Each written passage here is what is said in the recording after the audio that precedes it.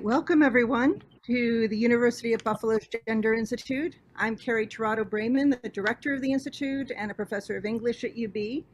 And I'm delighted to host the 11th year of the Feminist Research Alliance series, which showcases works in progress by UB faculty.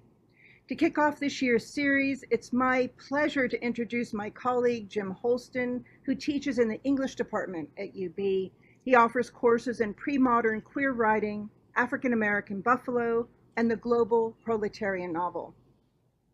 He's written essays on Renaissance England, Tolstoy and imperialism, Joseph Conrad, the Buffalo proletarian novel, and most recently, James Monroe Whitfield, the great abolitionist barber poet of 19th century Buffalo. Oxford University Press published his study of Renaissance utopias in 17th century England and America. It focuses on displaced populations, on classical republicanism in England, and on indigenous praying towns in Massachusetts. Verso published his second book, Ehud's Dagger, Class Struggle in 17th Century England. It won the Isaac and Tamara Deutscher Prize for Marxist scholarship. One of my favorite reviews of Ehud's Dagger claims that it is an engaging and sometimes enraging book that will give scholars of both the left and the right much to think about for years to come. And it is this quality of Jim's work that makes his scholarship so valuable and frankly such a pleasure to read. He is as engaged with conversations about books and about history as he is about the novels and historical events he writes on. A recent example is a fantastic essay in Cultural Critique on contemporary American novels on the Iraqi War and the relation between narrative form, PTSD, and the historical novel. Jim has such a distinctive voice in his writing. It is witty, analytical, and erudite. There's a clarity of purpose in what he says, and he always addresses the what's at stake question.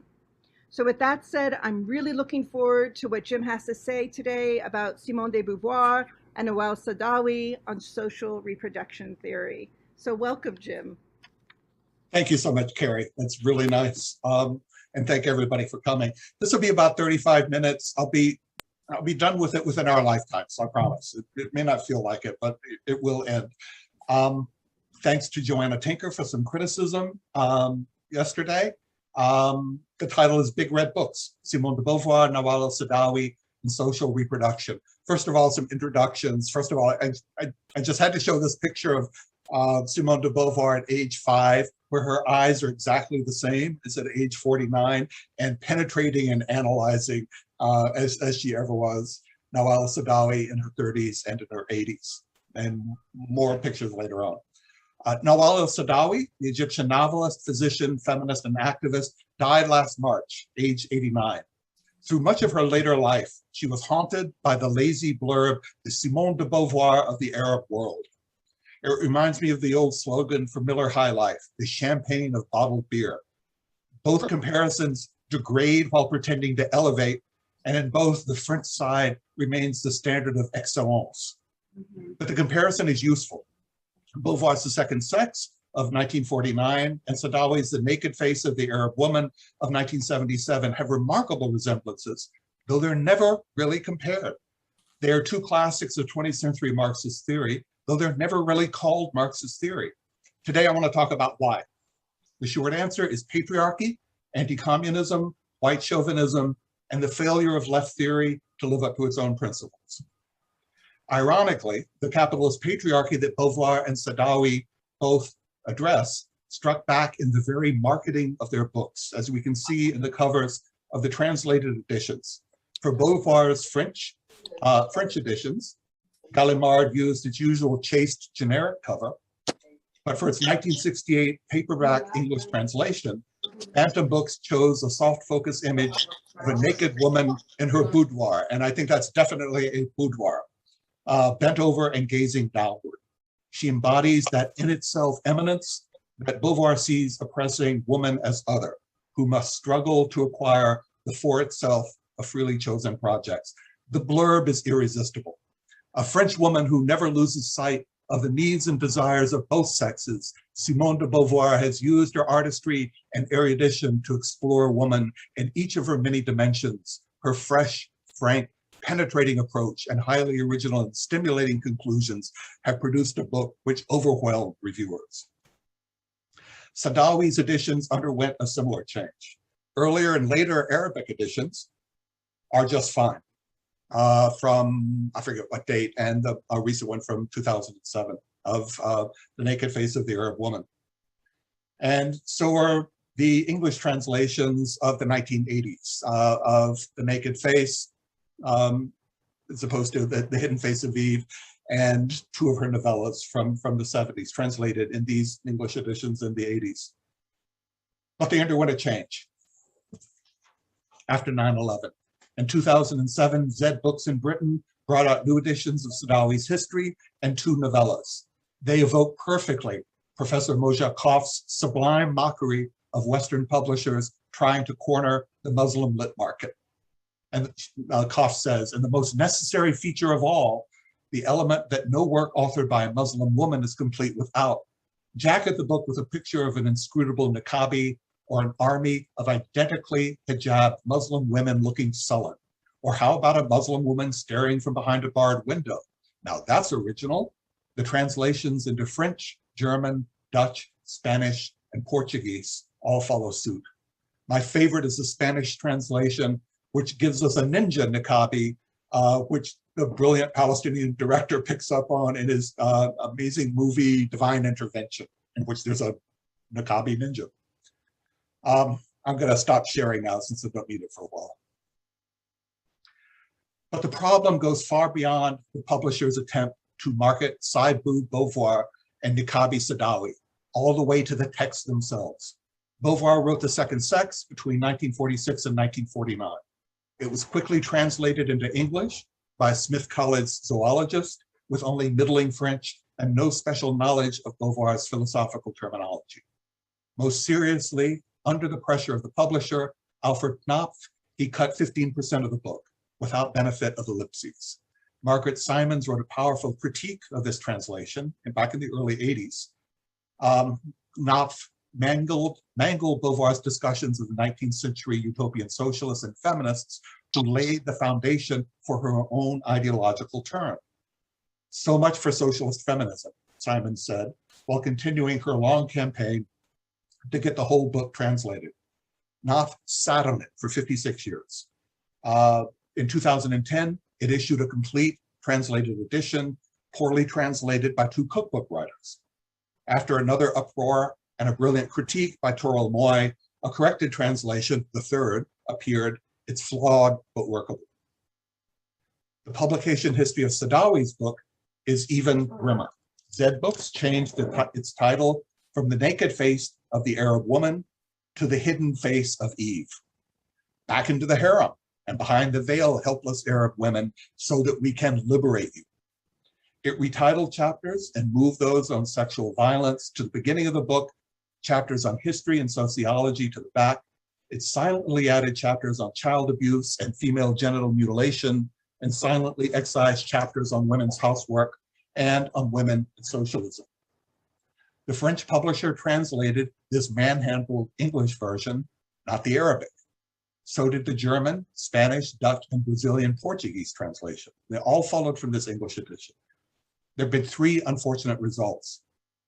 First, liberal Western feminists tend to see Saadawi's critique of clitoridectomy as the essence of her work. Read any essay about Saadawi, The New Yorker, in a semi-popular or even scholarly journal, and clitoridectomy will be the lead-in. In fact, it's actually a vital part of her argument, but not the whole thing. And these popular writers have tended to link clitoridectomy tendentiously to Islam. It's not Islamic, and it's a practice of clitoridectomy kind of through a belt through Central Africa, practiced by animists, Christians, Muslims, and Falasha Jews in Ethiopia. At the same time, they gloss over her anti-capitalism, her anti-imperialism, and her anti-Zionism. Second, Islamic feminists and bourgeois nationalists frequently reject Saadawi as a Westernizer, even an Orientalist, who overemphasizes the bad news from majority Muslim and Arab countries. Third, socialist feminists have been slow to see Saadawi as a sister scholar. Add to these translation problems the fact that each book has come out in editions with different paginations, and the books themselves start to buckle and blur. Should we sniff a diffuse conspiracy here? Maybe not, but it's difficult to picture a prominent male author being disrespected in quite this way. Compare the expert, complete translations of Sartre's Being and Nothingness, Search for a Method, and Critique of Dialectical Reason. Now, Beauvoir and Saadawi have been extensively and appreciatively discussed by many feminist scholars in the English-speaking world, but their reception by other prominent theorists has been peculiar.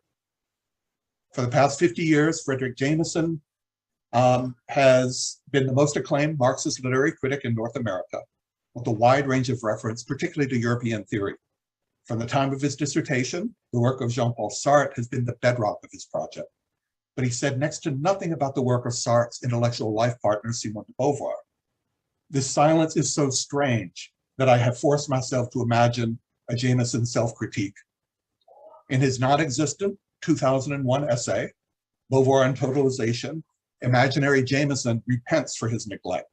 He says it's particularly surprising, given my reiterated claim that Marxism must incorporate many realms of experience and the methods that interpret them, creating a workable model of the social whole in movement. Totalization, as Hegel calls it. One might have thought that women's experience and feminist analysis would deserve some attention from my totalizing perspective. I portentously intoned, always historicized in The Political Unconscious. But Beauvoir was there, historicizing gender, including its phenomenological and cultural dimension, when I was in 9th grade. Imaginary Jameson continues. It gets worse. It's not just that I should have acknowledged Beauvoir's vital work on sex and gender. It's also that she was there before me as a synthetic totalizer of methods. In her attempt to account for women's constitution as the other, Beauvoir's The Second Sex begins with dialectical, critical surveys of biology, psychoanalysis, and Marxism, and then moves to an empirically rich 100-page account of women in history. Her book incorporates myth criticism, phenomenology, literary criticism, and early structuralism, and a profound feminist meditation on the socialist humanism that transformed French intellectual life from the 30s to the 50s. After rereading Beauvoir's application of Lévi-Strauss's cultural anthropology to French popular culture, even Roland Barthes' brilliant mythologie seems a little less original. And so does my own book, The Political Unconscious. I had a patriarchal blind spot, but I vowed to do better. In fact, I'm beginning a book on Beauvoir's theory, fiction, and autobiography titled The Dialectic of Sex, in tribute to Shulamith Firestone's book of that title, which she also dedicated to Beauvoir. End of imaginary Jameson. Second, no American theorist is more closely associated with the post-structural turn in feminist theory than Judith Butler.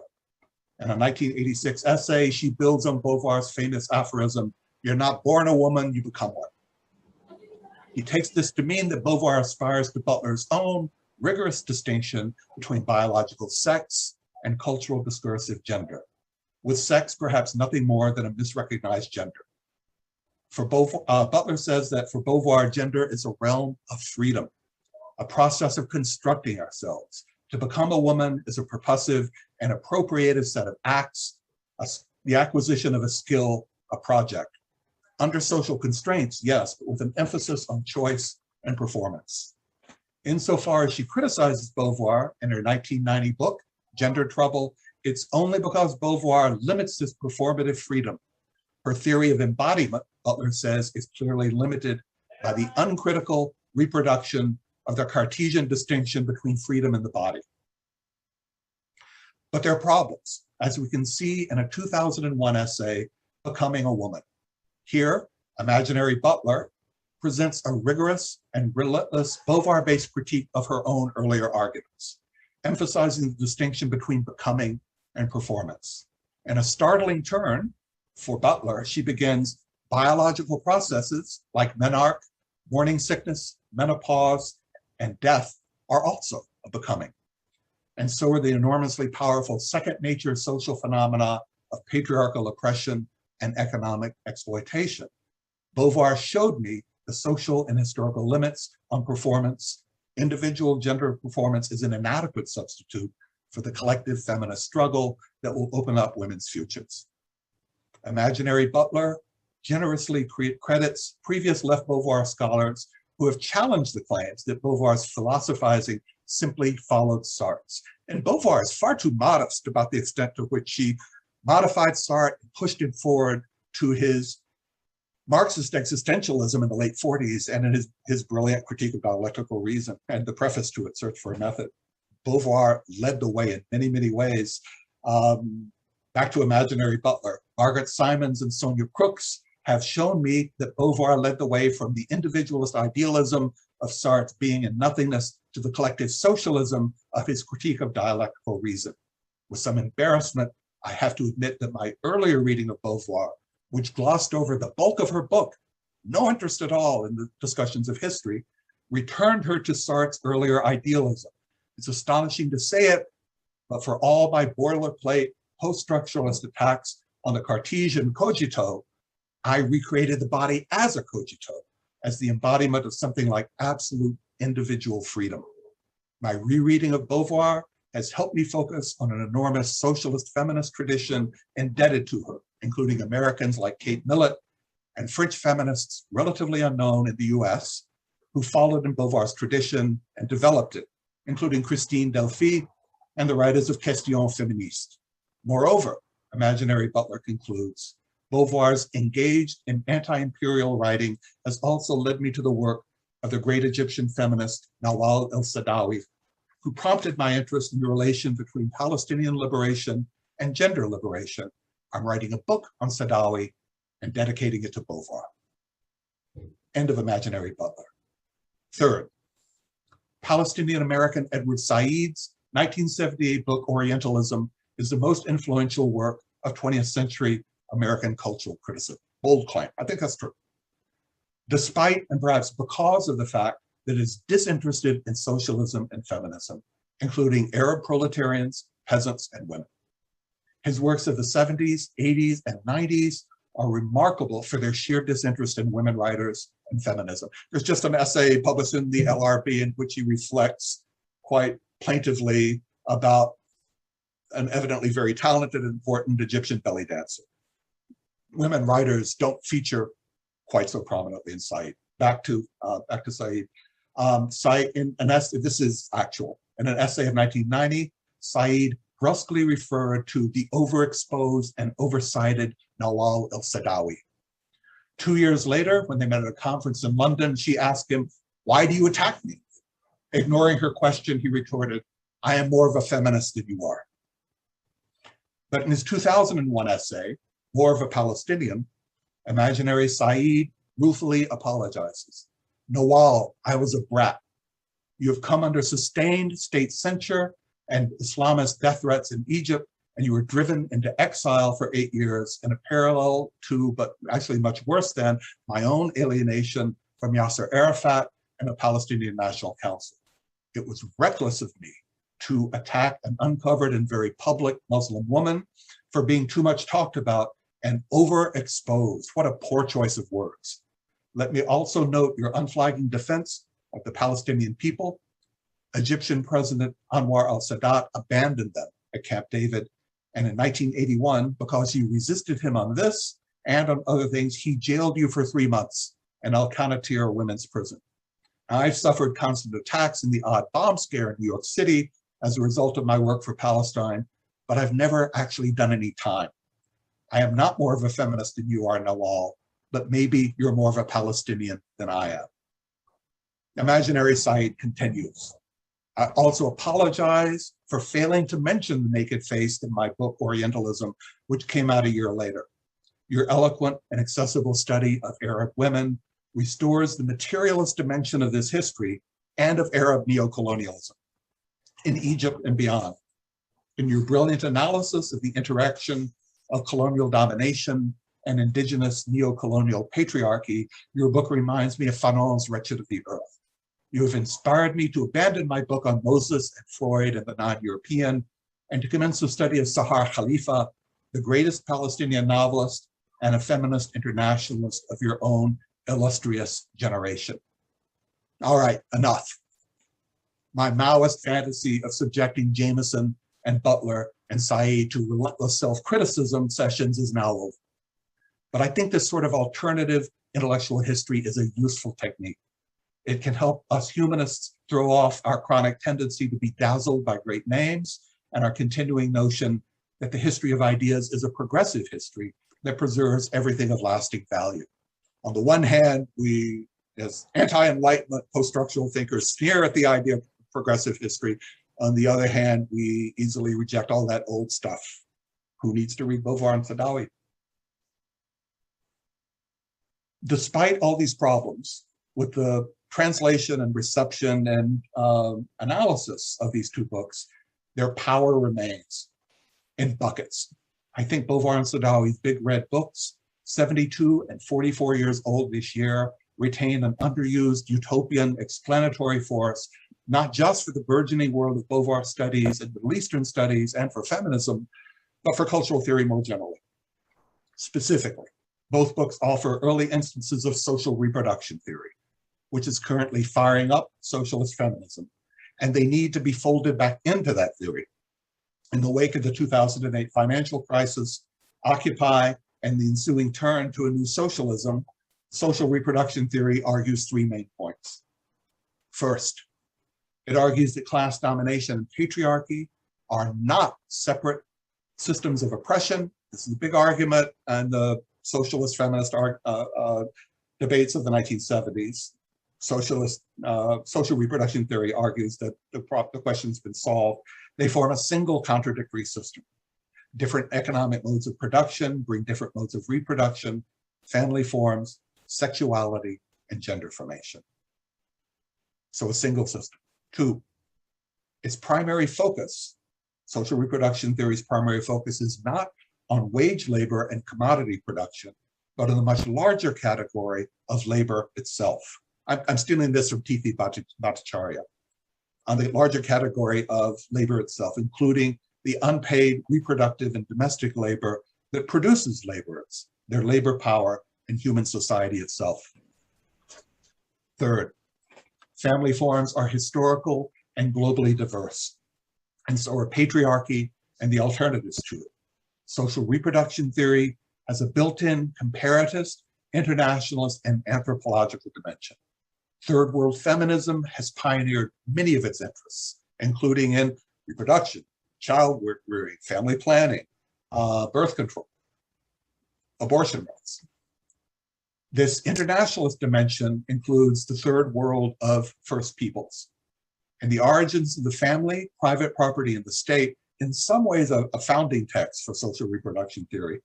Frederick Engels built his globally influential work largely on Lewis Henry Morgan's analysis of Haudenosaunee family life in Western New York. Morgan, in turn, drew on a long collaboration with General Eli Parker, a Tonawanda Seneca, formerly an aide to Ulysses S. Grant, and now buried next to Red Jacket in Forest Lawn Cemetery, right downtown. Social reproduction theory has its own manifesto, Feminism for the 99%, by Chinjia Arutza, Tithi Bhattacharya, and Essie Fraser, which builds on the work, it's dedicated actually to the work of socialist feminists of the 70s to the present. It's dedicated to the Combahee Revolutionary Collective. And we had inside the Institute a wonderful talk by Barbara Smith last year. It also draws on Lise Vogel, Maria Mies, and UB's own Silvia Federici. And Bhattacharya has put together a great collection on social reproduction theory.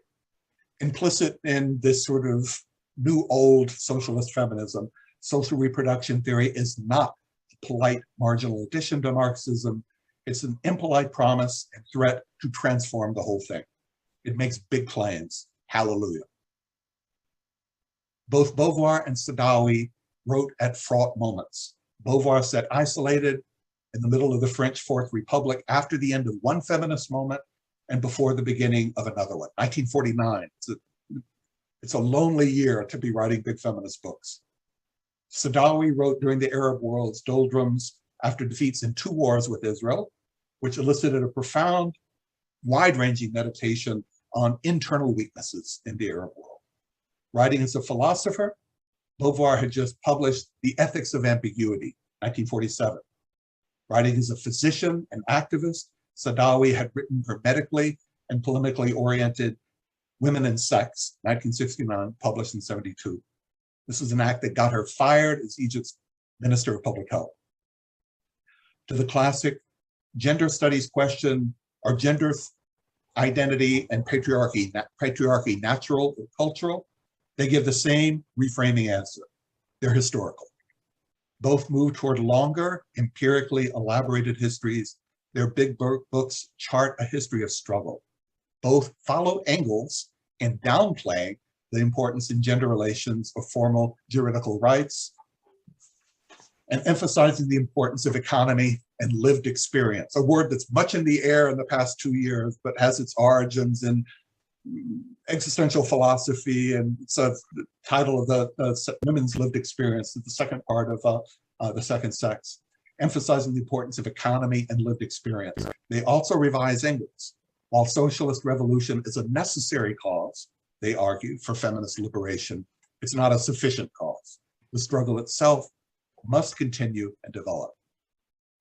After Beauvoir's long critical review of biology, psychoanalysis, and Marxism, none of which is capable of analyzing women's situation adequately, she turns to a 100-page section titled History, which is thoroughly Marxist in its refusal to see any uniform progress in the state of the oppressed, while emphasizing their constant struggles and a non-linear chronicle of defeats and occasional utopian victories.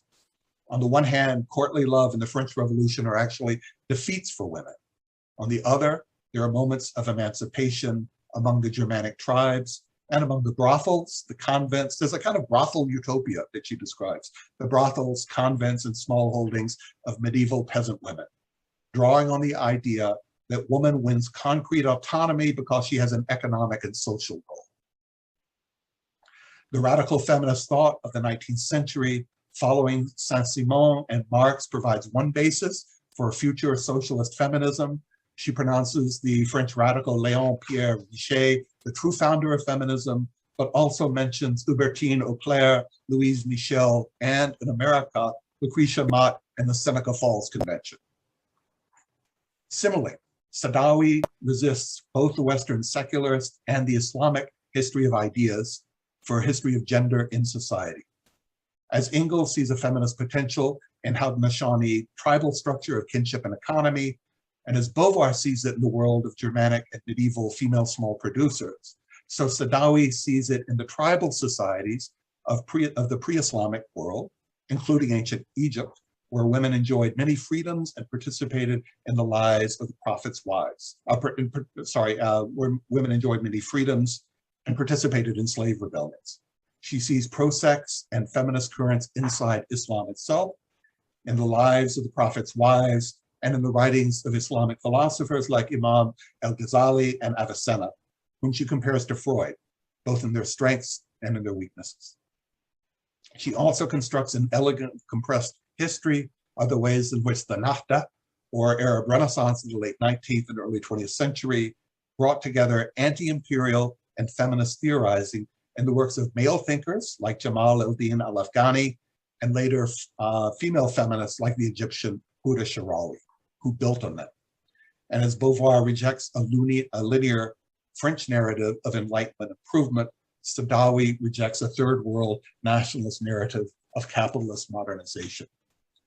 The Islamic fundamentalism she rejects and which threatened her life is both enemy and ally of the neoliberal assault on Arab women's bodies. The fundamentalist repression of sexuality finds an outlet in increased consumption. The veiled Muslim woman, commodified with perfect makeup and designer clothing, haunts Beauvoir's dreams, just as does the Egyptian alliance of authoritarian secular leaders and Islamists. For Marx in Capital, the body is primarily a laboring body. For Sartre in Being and Nothingness, it's primarily a speaking and thinking body. Beauvoir and Saadawi preserve and expand these emphases in the direction of the gendered body and social reproduction. Rather than Butler's occasional suggestion that culture creates the body, they move toward a genuinely dialectical vision of mutual determination. For Beauvoir, the body is a lived situation, key kind of methodological term for the existentialist. A situation, it's inflected by limits and possibilities. The individual woman's, quote, enslavement to the species is tighter or looser depending on how many births the society demands and the hygienic conditions in which pregnancy and birth occur. She builds in a page-long paragraph on French peasant women, the majority of those involved in productive labor in 1949. She's relatively empowered, the peasant woman is relatively empowered by the concrete role she plays in the domestic economy, with a richly enumerated novelistic variety of work and no radical division between work inside and outside the household. But she's ground down by the sheer quantity of work, with no time to take care of her health, even during her pregnancies, and denied the extramural social life of men. I mean, this is just characteristic of the complexity of liberation and domination she traces after her. She has a great passage in one of her autobiographies, Force of Circumstance, in which she says, I had learned how to strip the meat from books in my previous work. And she stripped a lot of meat from a lot of books in order to produce this remarkably learned and rich history. Saadawi has a strongly parallel analysis of the empowered Tamil Nadu women of South India, empowered with property, but driven by tradition into overwork. If Beauvoir moves toward the body through her development of Merleau-Ponty's existential phenomenology, Saadawi makes a parallel move via her work as a Nileside country doctor for a year. And she grew up in a Nileside village too. I keep thinking about a book on doctor writers that might be titled, How's It Looking, Doc? Chekhov, William Carlos Williams, and Nawal el Saadawi. Another book I'll never write. Fedwa Malti-Douglas says that medicine as linked to corporality is what gives much of Nawal el Saadawi's fiction its feminist raison d'etre. And the same is true of The Naked Face. Saadawi revises Marx's base and superstructure in the direction of lived experience and social reproduction. The superstructure of high politics rests on the small events and details of the daily life of millions and millions of men and women. This base of lived experience, here's a long quote from Saadawi, this base incorporates our capacity to ensure that peasants leave for their fields in the morning after having passed urine which is free of blood, since bilharzia, a horrible sort of paramecial infection among Nile peasants. Since bilharzia has been calculated to cause an economic loss to the country equivalent to 50% of the national income. They depend on our capacity to provide each worker with a breakfast of cheese and fool, a bean with a high protein content, every morning before he or she leaves for his work, so that they can stand in front of the machine without undue fatigue. They depend on the husband not beating his peasant wife every day before she leaves for the field and making her a cripple, on women employees riding on public transport without being trampled underfoot or physically assaulted, on a wife being able to refuse sex with her husband if she is tired or ill, on the man caring sufficiently for his children and not escaping into the arms of a wife, another wife or mistress. These apparently small and trivial happenings of everyday life, such as eating, urinating, having sexual intercourse, going out to work each morning and riding a bus or a train, are the things that constitute society, a system, and a state. Beauvoir has a great phrase which kind of compresses everything that Saadawi just mentioned. She says, life has an existential infrastructure. Woman's body for Saadawi is a gendered and sexual body, but also a working body, a commuting body, a healthy and well and young and old and aging body. For both women, the woman's body is also a reproductive body. An appointed reflection on nature and culture, Beauvoir notes that for human beings, that natural reflection reflection of nature and, I messed myself up, that natural action of giving birth practically requires a cultural gathering of midwives and other aides. Human females have so much more trouble giving birth than any other mammal. and need help, need a woman's collective typically. And women's political liberation positively requires the artificial intervention in fertility via contraception and abortion. 6 years before The Second Sex was published, Marie-Louise Girard was guillotined in Paris for performing abortions. And abortion remained illegal in France until 1975. It was illegal in Egypt when Saadawi wrote, and it remains illegal today. Both Beauvoir and Saadawi argue that the state has taken over from male ownership of the woman's womb, and so too the regulation of labor power. From the point of view of social reproduction theory, involuntary pregnancy is, among other things, unpaid forced labor. Beauvoir begins her discussion of the mother quite boldly with a discussion of abortion. And in a 72-year-old passage that always startles my students, she contrasts the patriarchal state's obsession with the life of the fetus with its indifference to the postnatal child and the adult sent off to kill and die in war. Beauvoir and Saadawi both emphasize the class dimensions of pregnancy and abortion. Abortion, Beauvoir says, is a class crime. Wealth makes it easier to hire a discreet French doctor or to book a quick trip to Geneva. Saadawi notes that despite the nominal illegality of abortion, wealthy Egyptian families with a pregnant unmarried daughter can easily buy an impoverished groom, an illegal Egyptian abortion, or an airline ticket to a more accommodating country. It's a nice contrast and complement of their methods in their treatments of housework. In her section on the married woman, which is one of the most butchered chapters in the first translation, Beauvoir gives us a phenomenology of the home space, which is indebted to the work of Gaston Bachelard and of housework itself. And its analysis of the sheer alienation of housework through mechanical repetition, the Sisyphean encounter with dirty dishes and dust. It's a welcome development of Marx's pioneering existentialist analysis of alienated productive labor in the economic and philosophical manuscripts. Here's Beauvoir, and it's a long passage. It makes me think of, if you've read Tilly Olson's great proletarian novel, Dio, which focuses largely on the horrors of housework. It reminds me a lot of it. Washing, ironing, sweeping, routing out tufts of dust in the dark places behind the wardrobe. This is holding away death, but also refusing life. For in one movement, time is created and destroyed. The housewife only grasps the negative aspect of it. Hers is the attitude of a Manichaean. The essence of Manichaeism is not only to recognize two principles, one good and one evil, it is also to posit that good is attained by the abolition of evil and not by a positive movement. In this sense, Christianity is hardly Manichaean in spite of the existence of the devil, because it is in devoting oneself to God that one best fights the devil and not in trying to conquer him. All doctrines of transcendence and freedom subordinate the defeat of evil to progress toward good. But the wife is not called on to build a better world. The house, the bedroom, the dirty laundry, the wooden floors are fixed things. She can do no more than rout out indefinitely the foul causes that creep in. She attacks the dust, stains, mud, and filth. She fights sin. She fights with Satan. But it is sad destiny to have to repel an enemy without respite, instead of being turned toward positive aims. The housewife often submits to it in rage. Saadawi takes us from Beauvoir's phenomenology to sociology and political economy in her chapter on women's work inside the home.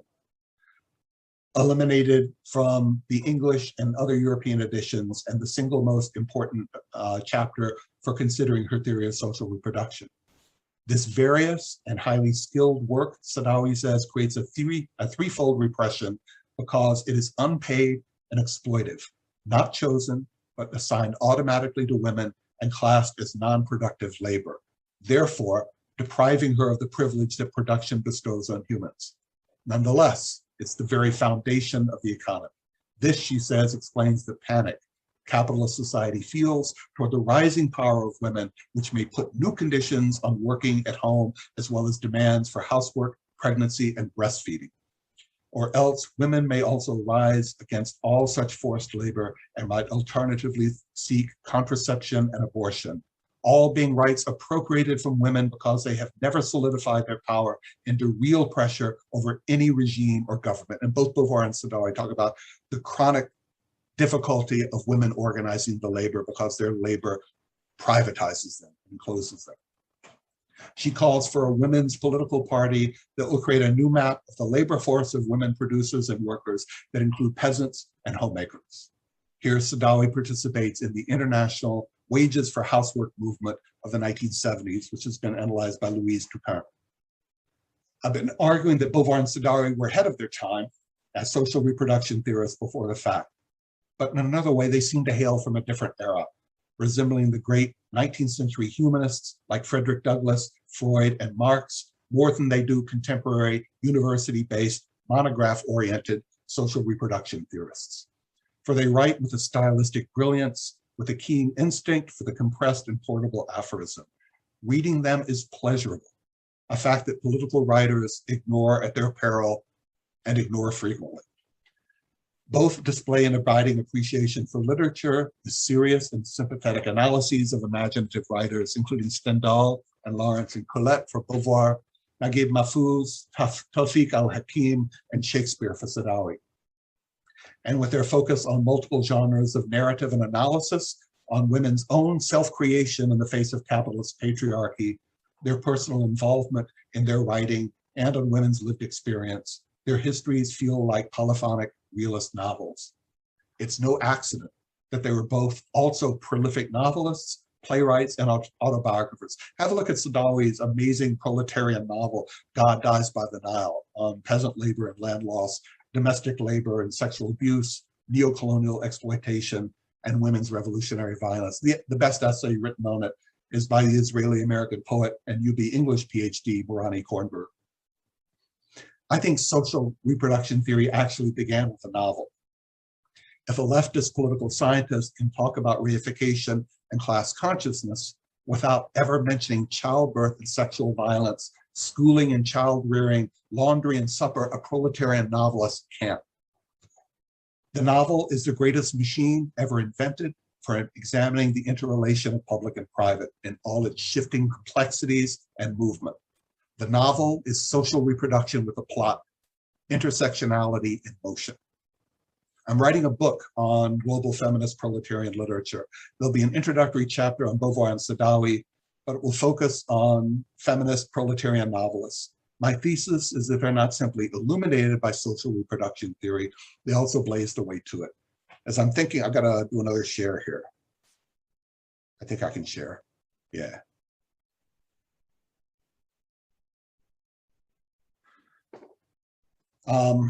As I'm thinking about it now, this book will discuss 5 feminist literary projects. First, the writings of the Missouri farm girl, Agnes Smedley, including her classic 1929 proletarian novel, Daughter of Earth, her 30s and 40s fictional, historical, and biographical accounts of Jude's Eighth Route Army, fighting Chinese and Japanese fascists, and her portraits of Chinese women in revolution. Second, the 1930s fiction of the Korean peasant communist Kang Kyung-ae, whom I first heard about from UB English graduate student Jo-Won Yoon, on domestic labor, sex work, red love, and labor organization in Japan-occupied Korea. It's the subject of a great recent essay by UB English graduate student Jacob Sloan. Third, the acting, fiction, and drama of the Harlem communist Alice Childress, including her 1956 Like One of the Family on domestic labor and the Black working class. Childress says, I write about the intellectual poor. I love this phrase. I think it's the, it'll be the epigraph for my book if I write it. Fourth, the 12-volume novel cycle by Sahar Khalifa, to whom Edward Said has devoted half a sentence, alas, before he died. She was the greatest Palestinian novelist. Her work centers on occupied Nablus and its simultaneous struggles against Israeli colonialism and Palestinian neo-colonialism and patriarchy. After her divorce, Khalifa used to go down to the Nablus Public Library to read The Second Sex. She'll turn 80 this year. And fifth, the astonishing and theoretically astute Meditation on Queer Social Reproduction by Buffalo's own Leslie Feinberg in her fiction, gender theory, and political journalism, including her 1991 Proletarian novel, Stone Butch Blues, her 1996 Transgender Warrior, and her lavender and red columns for Workers' World. For more on this area of work, which is kind of exploding now, see the essays in Jules Gleason's Trans Marxism, which includes a great essay by UB English graduate student. You're so prolific, Nate Dixon, a really, really fine essay. I'll conclude with two stories. I'm sorry, I've gone long. I apologize. Please forgive me. Write to me later if you want to talk some more. I'll conclude with two stories about Beauvoir, Saadawi, and Buffalo. Beauvoir wrote The Second Sex between 1946 and 1949. In 1947, she visited the US for 4 months while continuing to write. For verbose existentialists like Beauvoir and Sartre, all vacations are working vacations. In February, she took a side trip by bus to see Niagara Falls, and she stayed in Buffalo. She liked the Cave of the Winds, and she liked the turbulent river above the falls, but not Buffalo. On her train for Cleveland, she wrote Sartre, "When I found myself on Main Street trying to get back to my hotel, I was suddenly convinced that immediate death would be better than spending a year in Buffalo." It's February. Simone, give us a break. Here, Beauvoir joins the queue of snooty French tourists with hard things to say about the Queen City. The remarkable Alexis de Tocqueville before her, the execrable Bernard-Henri Lévy after her. She also recalls Buffalo in her 1948 travel book, America Day by Day. "I went into a white and pink cafeteria where they made donuts while the customers watched. The pale fritters were taken away on a moving plate. Slowly they crossed a lake of boiling grease and went on to be arranged all hot and golden on plates." My friend Lorna Peterson, UB professor emerita from SLIS, assures me that she must have been at Freddy's Donuts on Main Street. "When I retire, I'll begin my second career as Buffalo's renowned photorealist painter with a massive canvas titled Simone at Freddy's Gazing at a Cruller." Second, and finally, in 2005, at some local demonstrations for Palestine, I met Sami Hanna, a UB graduate student from Syria. Several years later, just before the Syrian civil war broke out, Sami went home, but we stayed in touch. In 2018, I was teaching an undergraduate course in socialist feminism and the global proletarian novel, including Saadawi's God Dies by the Nile. And I wanted us to be able to read all of The Naked Face. So I wrote Sami and asked him to find Saadawi's Arabic original and translate the 2 omitted chapters. He did and sent them back to me. I've used his translations in this paper. I wrote a letter to Saadawi and included them. She responded with 2 columns in the Egyptian daily Al-Masri Al-Yaum. She praised Sami's translations and faulted Egypt and the Arab world for not living up to the high standards of Western New York Palestinian solidarity, which she may have exaggerated ever so slightly for rhetorical effect. Her column refers to my letter. Holstun says in his letter that sections on socialism and women had been omitted from The Second Sex as they were from my own The Naked Face. He adds that most US feminists are liberals indifferent to socialism, and that most male US Marxists dismiss Beauvoir's work as they do my own. US feminists call Nawal el Saadawi the Simone de Beauvoir of the East, but he wonders why they don't call Beauvoir the Nawal el Saadawi of the West instead. Beauvoir was sometimes too modest, but Saadawi never lacked a healthy self-esteem. That's exactly as it should be, and her book and Beauvoir still throb and thrum with a red feminist pulse. That's it. Thank you. Wow, that is fantastic, Jim.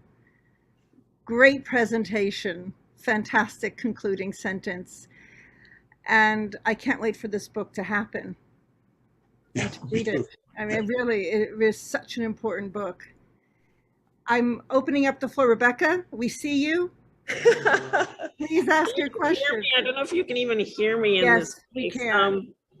Okay, I just wanted to say that the line that the fundamentalism of Islam is an ally of neoliberalism just is great. It's hers.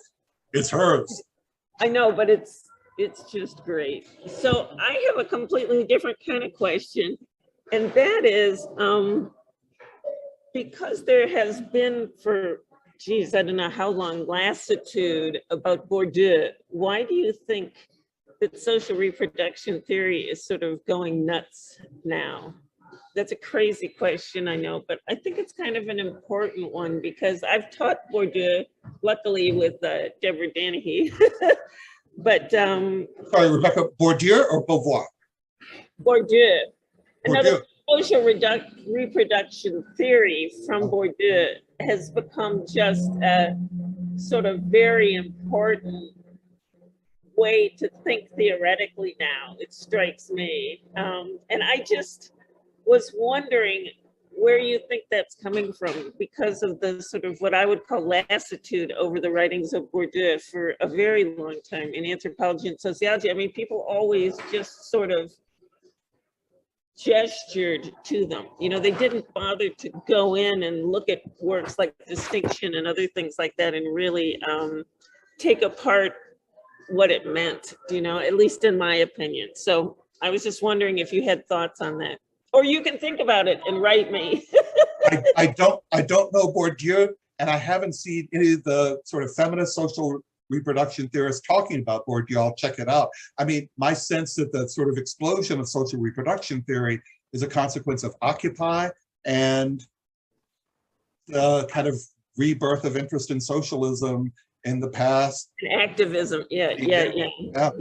No, that I think that makes a whole lot of sense. I mean, the basis in the, you know, in France, I think, was Bourdieu's sort of ideas of, you know, reproduction in terms of social, cultural, you know, economic, and some people say symbolic, some people say humanist, etc. And it's so fast. Anyway, I was just wondering. So if you have thoughts on it, I gotta go because I gotta go meet with somebody. But I really appreciated your talk. I thought it was just fantastic. So anyway, lots of love. I gotta go. Bye, guys. Rebecca.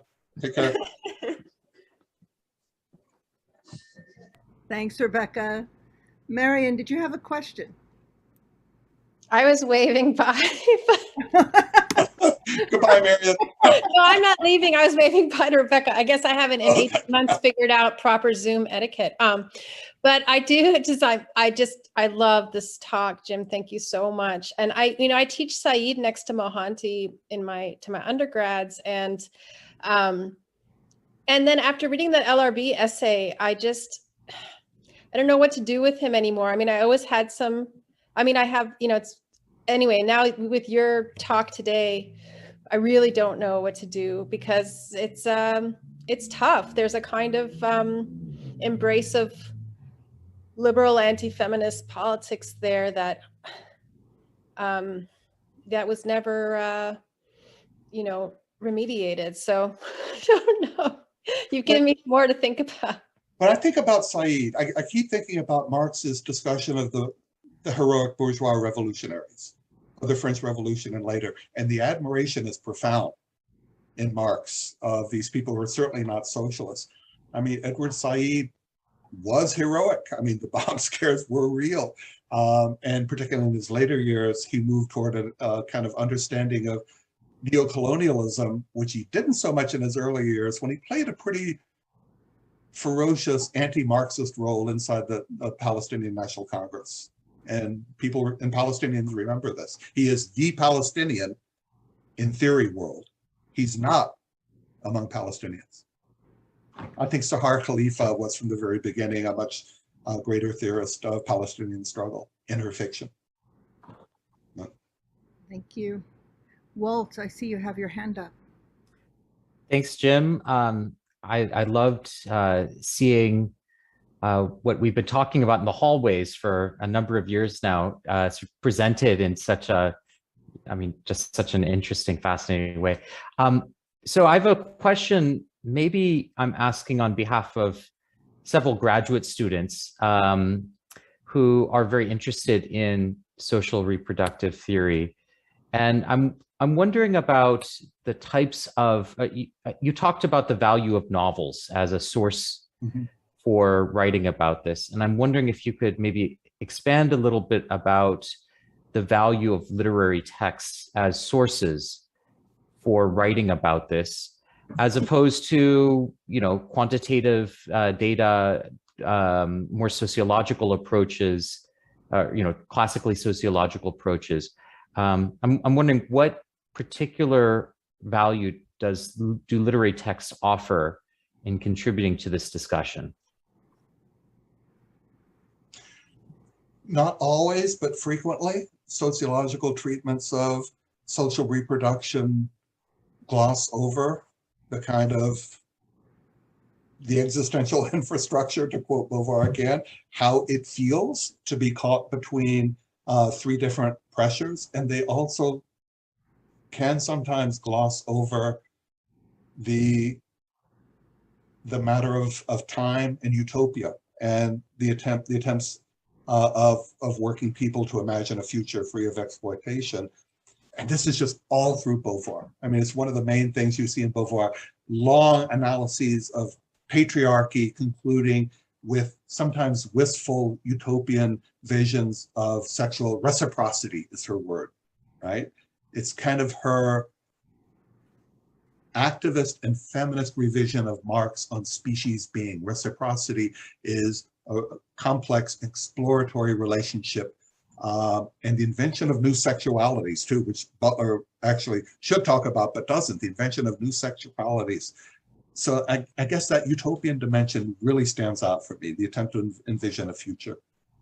I ask this because I think I'm working with a graduate student who's using some novels to, I think, explore some of these themes. And I think one of the points that I've been making to her is that often women's labor is invisible from the sources that one might use to construct a more social scientific analysis.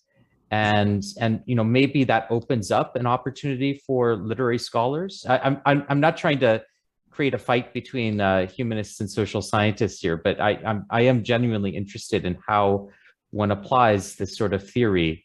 What are the sources that one uses to construct a strong argument? I mean, there's just this magnificent mid-19th century proletarian novel by Harriet Wilson called Our Nig.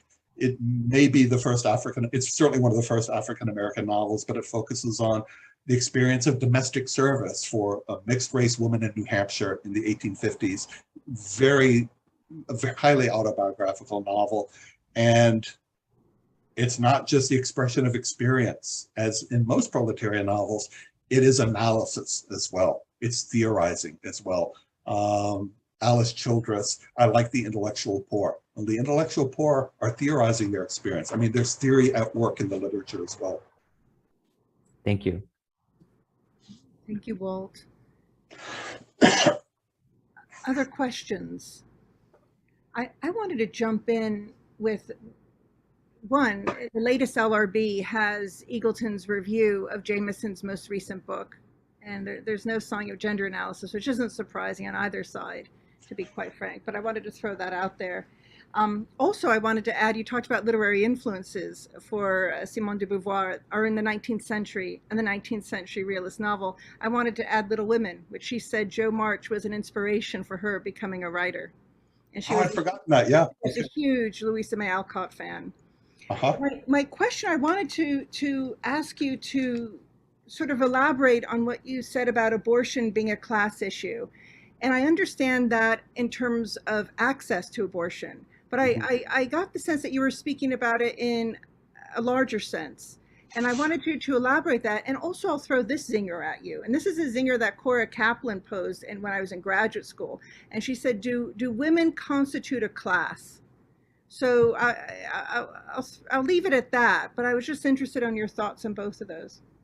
I mean, it's a big part of the argument from the 1970s in the anthology that Lydia Sargent edited, Women in Revolution, Are Women a Class? And this takes us back to the one system, two systems theory. Again, as I said, social reproduction theory has kind of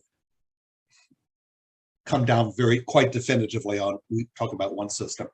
But, I've been looking for people, I mean, if we need to look at all labor, right? Not just productive labor, wage paid labor that produces commodities, but all labor. It would be difficult to imagine a more fundamental form of labor than producing human bodies, child rearing afterwards. It is always uncompensated, except for surrogates. and it is frequently involuntary labor. So one helpful way, it seems to me, to think about anti-choice is anti-choice needs to be abolished. It needs to be subject to abolition, since it is, in fact, a form of involuntary, unpaid labor. I mean, Saadawi, actually, I read a passage there from that omitted chapter, which Saadawi gets close to saying this. I haven't seen other people talking about this, but I think it's pretty important. 19th century American radicals were very quick to talk about wage labor as wage slavery, but mandatory unpaid labor is, if not permanent chattel slavery, it's an awful lot like indentured servitude in its being involuntary and uncompensated. It seems to me something important to talk about. Saadawi is actually the only person I've seen really approaching that point. I've been looking at other social reproduction theorists that talk about that. So if you expand your discussion of labor beyond the production of commodities to the production of labor power in human beings, right, this question jumps up. It reminds me of Amy Stanley talking about breeding on the plantation of enslaved women, and the function of breeders was to produce and reproduce the slave system. So just to, in many ways, to extend that metaphor. That's why Virginia was happy to abolish the slave trade in a lot of ways. Yeah. Increase their market. And how would you respond to that more general question? Do you think, in your opinion, do women constitute a class?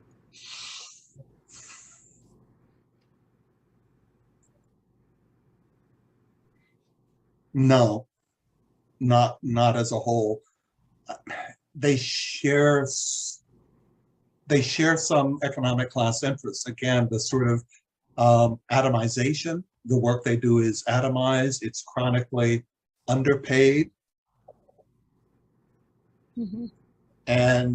But women's economic position shifts historically inside different economic formations. So to say women as a class through history would be to deny the differences between an illegal domestic worker in 2021 and an English peasant woman who is kind of sharing in farm production in 1617. They're importantly distinct. And to say that they share the same class identity seems to me to be too reductive and it eliminates too much important historical difference. So my first thought is no. Yeah, that's a great answer. Thank you. Other comments, questions? Put Chizia Arutza has a chapter in her book, The Marriages and Divorces of Marxism and Feminism. And there's a section on there, that reviews Christine Delphi, is Are Women a Class? And the reason from her perspective is no. It's less literary and more, let's say, about intersectional, if you want, feminist approaches. And what was that book again? I didn't get the title. I just put the chapter in the chat, but oh, good. Arutza did a really nice kind of review of debates in Marxism and feminism called The Marriages and Divorces, playing off of the Vogel title. Right. Anyway, I just put the chapter there because there's a little section, like 3 pages in there, that it more or less gives Jim's answer, but without the historical dimension, rather thinking about it, even in contemporary terms. It just doesn't, it leads to bad politics. The Combahee River Collective, I think, statement also explains that really well. Thank you. Thanks. Yeah, thank you, Marion. All right, give a moment. Would anyone else like to pose a question? Jim, when can we read this talk? Is it coming out as an article? Is it forthcoming? I wrote it for oral delivery, not as an art. I didn't scale it down from a paper, so it's not forthcoming. All right, well, it builds the anticipation for the book, but also it encourages us to review this wonderful talk. Jim has generously given this recording to us to post on our YouTube channel and all that to make it accessible. So I'm grateful for that. Thank you. Thank you all for listening. Thank you so much. I appreciate you coming.